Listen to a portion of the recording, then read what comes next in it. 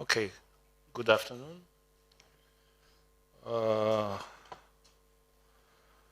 Let's start from the beginning, which is what's happening today in Ukraine and in Europe.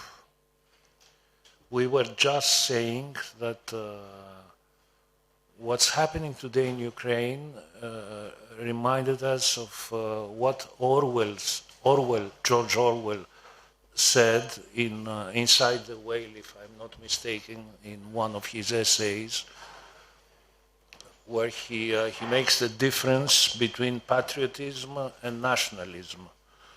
On the one side, you have patriotism, which is the love for your country, for your childhood, for your own people, for your memories, for the landscape, for whatever inscribes your country in your inner self.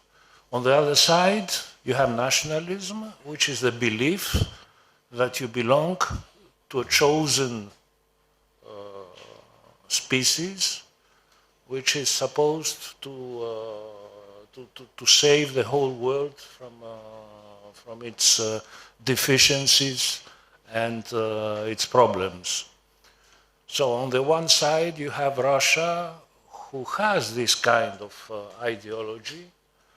Mr. Wolf just told me that he wrote a book about it, about this difference between nationalism and patriotism.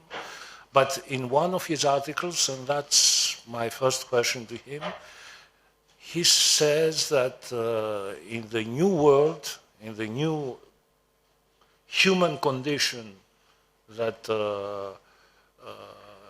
these last years have created for all of us,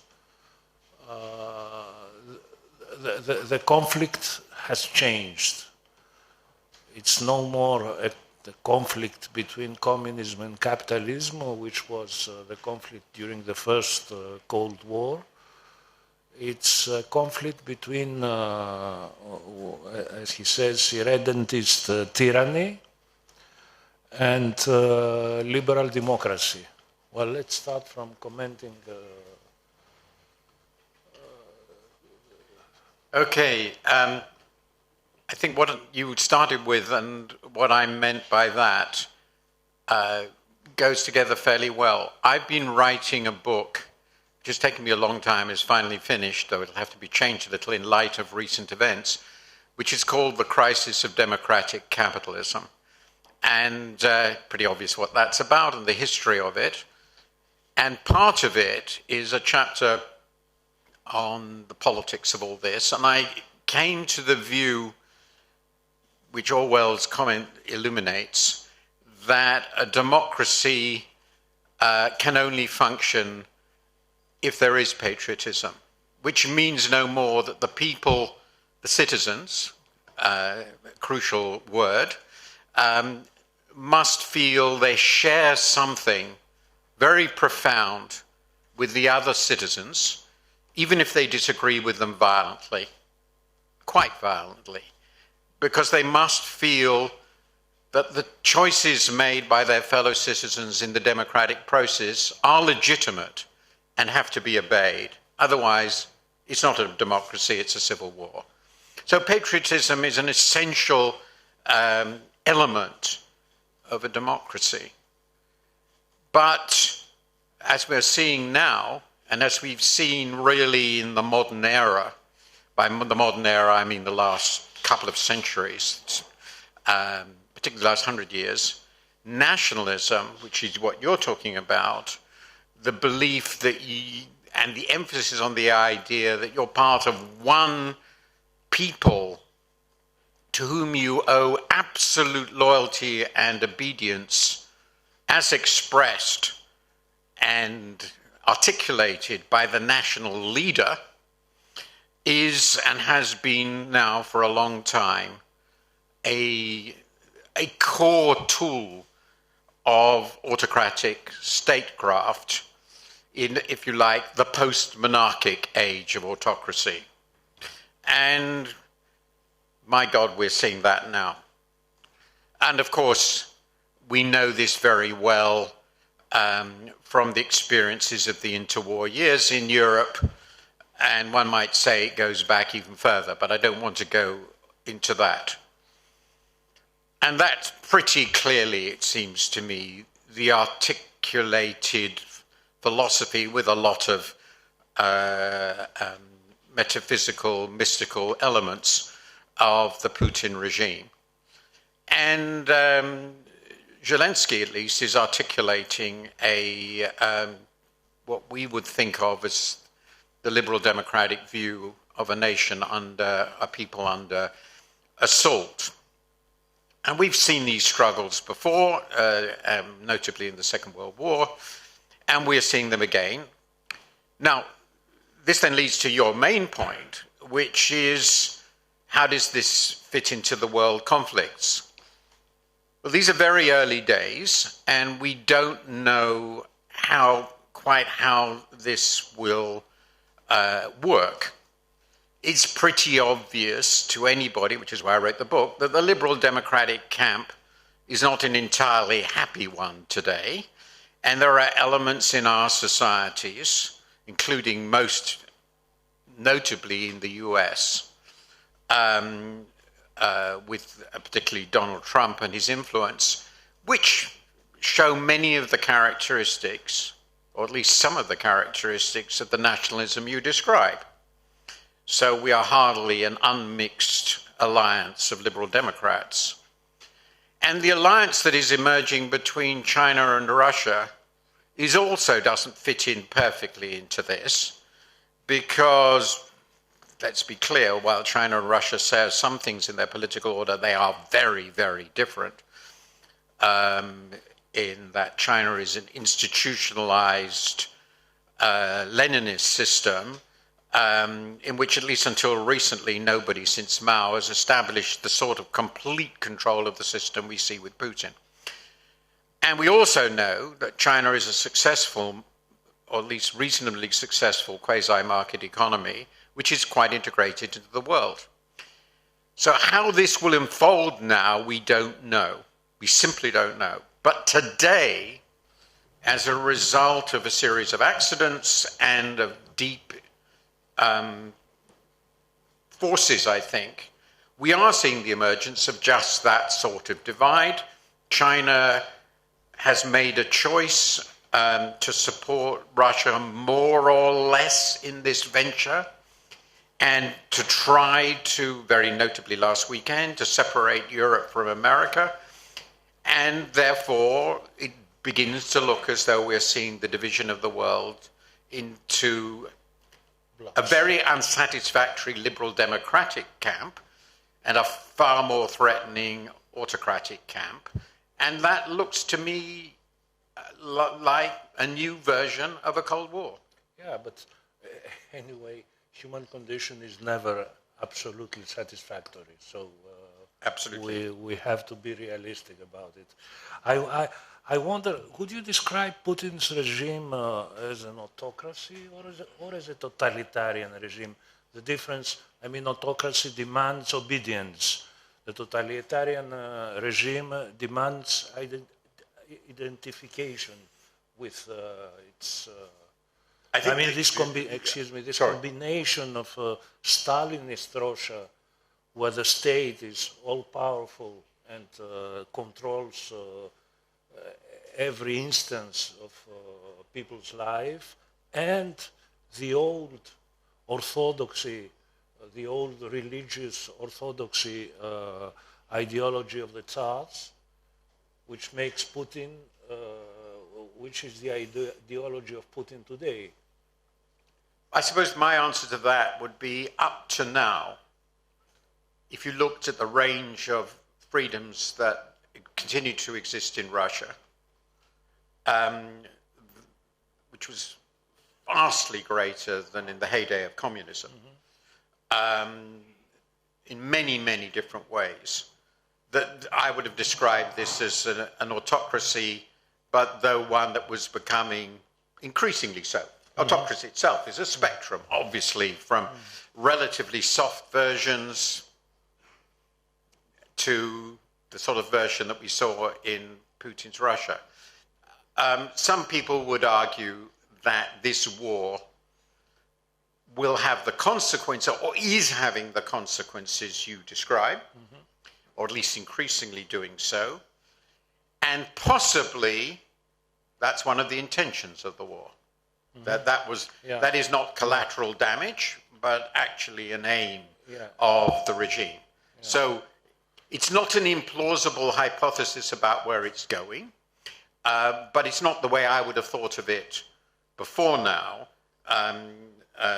It didn't seem to me that Putin's regime could really be compared with the communist or Nazi regimes of the 20th century. Now let's go to the unsatisfactory liberal regime, and starting from European Union, which till even a few months ago, I would say, was resembling the Sleeping Beauty,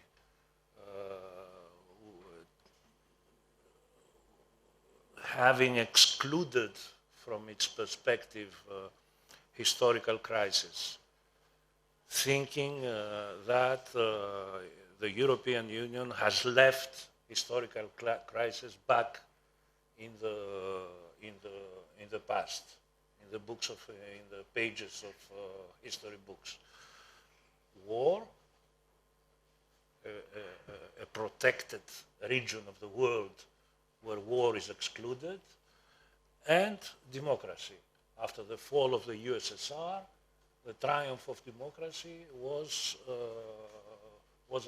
ascertained by history itself. And now, and of course I think the big illusion of the European Union, which was the most, let's say, optimistic political project in the post-war world, was that you can build such a huge political construction without going through crisis, which is, in history, it has never happened. Not such a big, from the American democracy to the Roman Empire. It has always been through crisis. So do you believe that this kind of crisis that Europe is facing today is one that will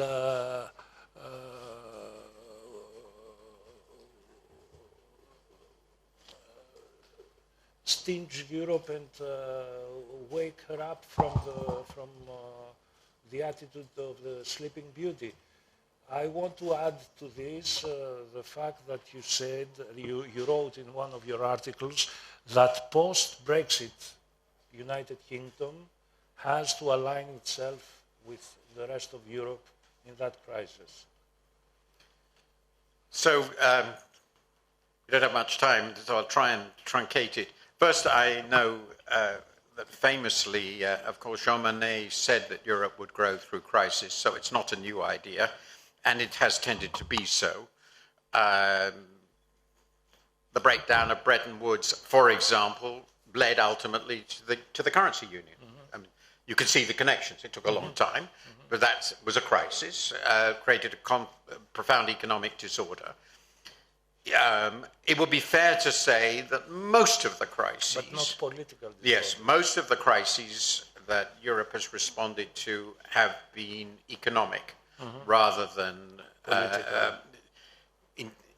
political and above all international relations. But there was, of course, the Yugoslav war, which was not insignificant, but again, of course, not as shattering as this. And crucially, the great division of Europe, of our lives, certainly my life, and obviously yours, was the Cold War division between the West and East. And the reason that didn't impinge on the European consciousness, which is basically Western and now, but also Eastern in this sense, was that the protagonists essentially were the Soviet Union and above all America, and the Westerners basically subcontracted is not the right word, the hegemon basically handled global strategic issues for Europe. It's obvious. NATO was a hugely powerful alliance because America was colossally powerful. And it's worth remembering, when we think about, if I remember correctly, the United States had 300,000 troops in Germany. Pretty fundamental statement. Now, I think that world has gone. What's special here is, one, with the fall of the Soviet Union, Europe, the ordered Europe, extended far into the east and bordered directly on what is now a revanchist Russia, and has created new countries, we now experience a new set of relations on, as it were, the frontier between Russia and us, of which Ukraine is the center. Okay? And Ukraine's a big country. It's an important player which has aspirations to join us, and therefore it poses fundamental existential questions to Europe, which on the whole I would say we've handled very badly. And I'll come to your last question. And the second reality is that the United States is not, and I think pretty clearly doesn't want to be engaged in Europe. And on the whole, I think Europeans don't really want it to be engaged in Europe in the way that it was in the Cold War. We are more on our own. In the Second and the First World War. We are more on our own. We, and I always use we of Europe, because we remain a European country.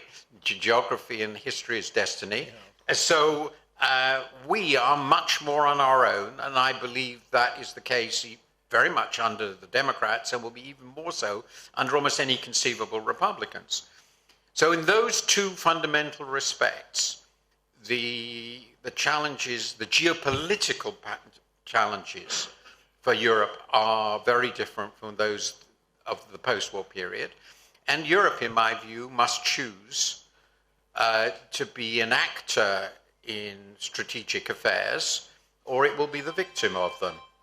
And what we're going to see in the next few months and years is whether Europe is willing or able to act, to be an actor in geostrategic affairs, despite all its divisions, but despite the fact that the EU is obviously not a state, despite the histories of mistrust and the obvious difficulties we have in some parts of Central and Eastern Europe. Now, where Britain fits into this, well, as I've argued in my column today, and I've argued in the past, being a relatively, we're one of the three larger European states, economically and politically. And militarily. And militarily. We have close relations historically with European countries and, of course, the US. We ought to play a fundamentally productive role in furthering this. And your language is the language, is the European language. Yeah, well, I felt that one of the contributions we've made two contributions to Europe by leaving. One, you can all use English without feeling it indicates any superiority for any member state. So you have a lingua franca. When you create a European army, I was thinking of writing about this. If you create a real European army, of course its language will have to be English, just like the ECB's language is English. Otherwise, it will operate as a Babel and it won't work. And the other thing that we have done by leaving is a principal obstacle to greater strategic integration has been removed. So I'm very optimistic Europe will rise to this occasion, because the alternatives are going to be pretty terrible. I have two last questions, because the time is pressing. The one is optimistic. You wrote that the West is more powerful except in numbers. This is the optimistic part of the... The other one is rather pessimistic. Even nuclear war is conceivable. So you choose the first and the second. Okay, very quickly. I've written a lot about this. On any dimension you use, size of economies, technological level, income per head, which is a very powerful indication of basic productivity, intellectual ferment universities and so forth. The West as a whole, by the West I mean the major liberal democracies, which of course include now Japan, Australia, Yes, Canada, in the broad. is about 2.5 times, in economic terms, just take straight economic terms, about 2.5 times bigger than China and Russia together. The US and China are roughly the same size. Europe adds another one, and then you've got others, makes it 2 to 2.5. So it's enormously much more powerful, also true militarily, but of course China is colossus, so in population we're not. So we can match this bloc. And anyway, my view, of course, is that our ideas are superior. On nuclear war, I think that I've been thinking a lot about this. Einstein famously wrote to FDR suggesting that they should build the atomic bomb, because if they didn't, the Germans might do so. It turned out, actually, the Germans sort of gave up, which is a very interesting story. And as soon as the war was finished and it was used, he bitterly regretted it and spent a lot of the rest of his life trying to argue against any possibility of using it. We know there have been very close runs on a number of occasions since nuclear weapons were created in the Cuban Missile Crisis, and very near lethal accidents, particularly in the 80s. And I'm afraid once we've invented these things, and many countries have them, the chances someone will use them in any given crisis are non-zero. And if we're going to have them forever, the chances rise to a very high level that at some point they will be used. What interests me is, even in the last decade, how frequently we have felt a really major conflagration was likely. Just 10 years ago, there was an enormous amount written about a possible conflict between Japan and China over the Senkaku Islands, or whatever you call them. Now we have this horror. So I'm afraid we continue to live as a species with the reality of war. And if we live as a species with the reality of war, that means we live as a species with the reality of the possibility of the use of the most extreme weapons of war, which are nuclear weapons. Which comes to what Thucydides say, that what I describe will be valuable as long as human nature will not change. That's why this is both probably the most important work of history in history. Yeah, and a kind of anthropology. I would like to comment for the end a phrase you wrote: "Only bad choices exist." It's a Pythian phrase. Would you like to say 2 words about it? Well, it was related to the issue of sanctions, and it fits very beautifully. We have to use sanctions since we're not prepared to do anything else, and I understand why not. The problem with sanctions, and we've seen this very often, of the scale we have operated on, is they won't affect the people who make the decision, or the person who makes the decision. He will survive. The regime has enough resources to continue, in my view, with the war, though in the long run it will be damaged. But it has done immense damage. The sanctions have done damage to middle and upper middle class, educated Russians who are leaving in droves, to the cause they support. And it is inevitable that the suffering associated with the sanctions, which will be very real for Russian people, will be easily turned by its leadership against us. So the evidence, I think, is very clear that sanctions are a very blunt and almost always frequently ineffective tool of foreign policy, and I think we will find ourselves disappointed with the outcome. We may well be strengthening the Putin regime very strongly by what we're doing. On the other hand, the alternative of doing nothing was also completely unacceptable, beyond obviously arming Ukraine, since we've decided not to engage militarily.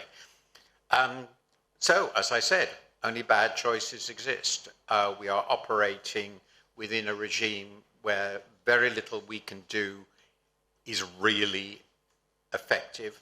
And I think the war will go on for a long time in one way or another, and it's very unlikely to have a clearly satisfactory outcome. Well, thank you very much, Mr. Wolf. Pleasure. We were, What a depressing subject.